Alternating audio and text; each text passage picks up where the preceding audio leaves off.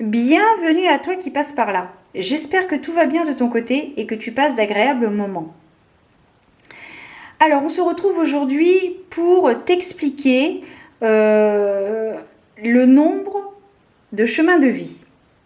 Nous avons tous un nombre de chemins de vie. C'est un nombre qui nous permet d'approfondir notre mission de vie, de voir un petit peu ce sur quoi nous devons travailler lors de cette incarnation.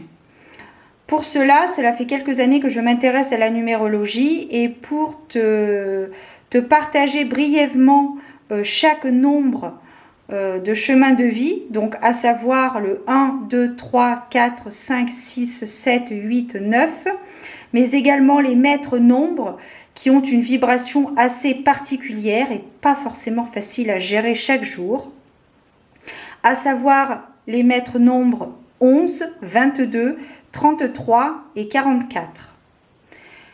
Pour découvrir votre nombre de chemins de vie, votre nombre de naissance, il vous suffit d'additionner votre date de naissance. Si par exemple vous êtes né le 5 avril 1948, eh bien vous additionnez le 0 plus 5 plus 0 plus 4 plus 1 plus 9 plus 4 plus 8. Nous arrivons à un total de 31.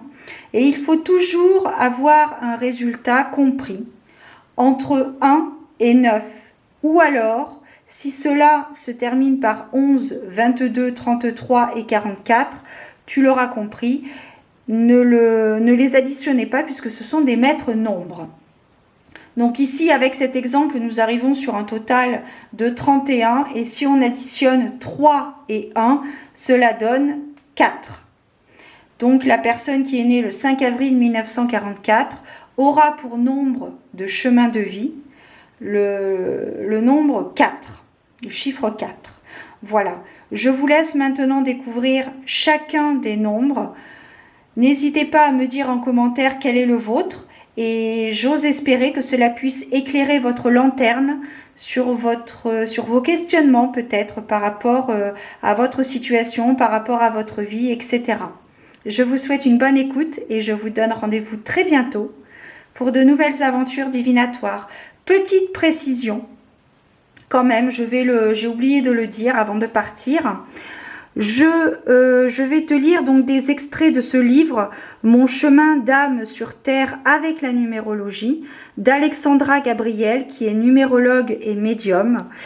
C'est un livre que j'ai acheté il y a quelques mois. Et il n'y a pas très longtemps parce que justement ça fait quelques mois qu'il est sorti, donc je pense que j'avais dû l'acheter dès sa sortie. Je l'avais pas précommandé, mais j'avais dû l'acheter proche de sa sortie. Voilà, aux éditions Exergue. Donc ce sont des extraits qui proviennent de ce livre. Donc voilà, si cela t'intéresse, eh bien tu peux te procurer soit ce livre, soit d'autres livres en lien donc avec la numérologie. Je trouve que c'est un thème très intéressant et très intéressant à explorer pour soi et pour autrui, puisque comme tu le sais, je te propose maintenant une prestation en lien direct avec donc la numérologie, puisque j'ai acquis certains savoirs par rapport à mes lectures sur ces livres et également des échanges. Voilà. Cette fois-ci, cette vidéo, cette introduction est terminée. Elle est bien assez longue. Je vous souhaite de très belles choses. Prenez soin de vous, gardez la foi, priez et je vous donne rendez-vous très bientôt pour de nouvelles aventures divinatoires. À très bientôt les amis. Au revoir. Le 2. Vibration générale. Couple, association, dualité. Symbole du couple et des alliances que l'on voudrait éternelles par excellence, le 2 invite aussi à se pencher sur la grande question existentielle de la condition humaine, la dualité. Regardez comme il est dessiné. Il représente la moitié d'un cœur en quête de son autre moitié. Certains souligneront également qu'il a les allures majestueuses et chevaleresques d'un cygne.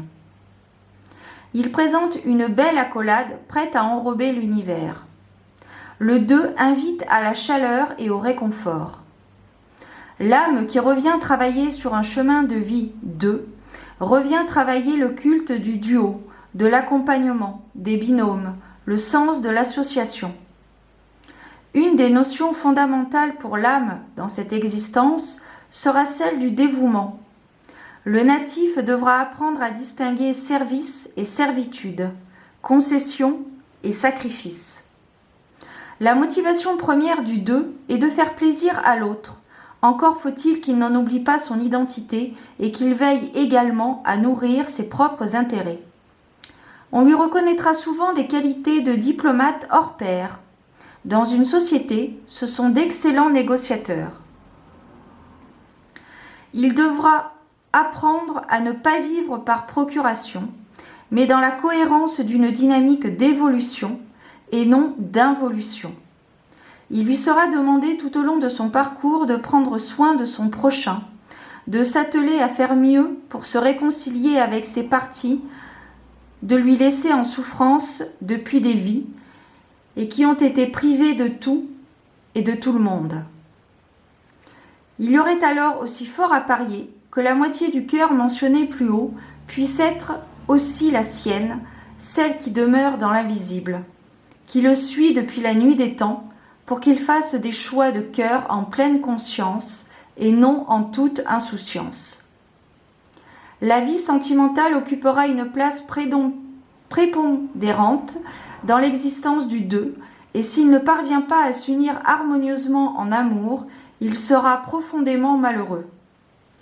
Bien plus que les autres nombres, l'alliance est une condition sine qua non à son équilibre mental et vital. Et il ne saurait faire l'impasse sur une vie de couple ou sans amis. Le 2 est également doté de dons artistiques et créatifs incomparables. Ce ne sont pas les mêmes talents que ceux d'un 3 ou d'un 6, comme nous le verrons ultérieurement. Chez lui, il sera davantage question de talents créatifs en lien avec le réconfort, la consolation et l'imaginaire. Il y a là quelque chose de poétique et de thérapeutique qui axe la créativité sur la sphère émotionnelle. C'est le subconscient qui s'exprime pour venir adoucir les mœurs et apporter du bien-être à qui en a besoin. Le 2 devra apprendre à se relever et à accepter les pauses de solitude que la vie lui offrira par moments. Ces périodes sont destinées à l'amener à réfléchir sur ce que son cœur a à offrir de plus beau, mais à qui le mérite. Il pourra être mis au défi de quitter une situation douloureuse ou destructrice afin de préserver son intégrité ou sa sécurité si celle-ci est mise en péril. Il devra apprendre à revendiquer ses besoins sans crainte de perdre quoi que ce soit. S'il est d'une nature autarcique, puisqu'un autre nombre du thème l'y encourage, il devra apprendre à s'ouvrir aux autres. S'il a connu des déconvenues sentimentales si puissantes qu'il a décidé de verrouiller son cœur et ses sentiments, il devra apprendre à redonner la clé de celui-ci à quelqu'un qui le mérite.